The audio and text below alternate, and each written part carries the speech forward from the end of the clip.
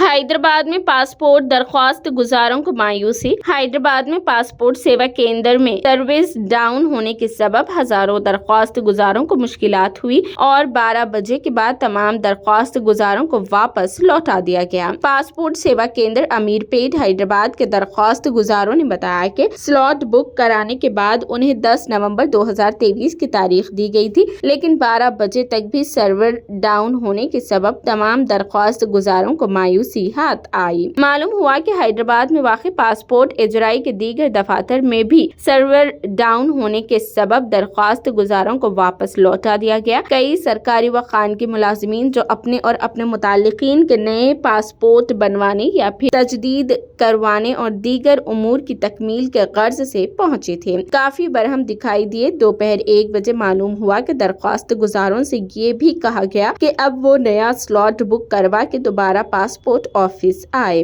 درخواست گزاروں نے بتایا کہ اب انہیں دوبارہ سلاٹ بک کرانے کے بعد انہیں تقریباً 15 دن سے 1 ماہ تک مزید انتظار کرنا پڑے گا۔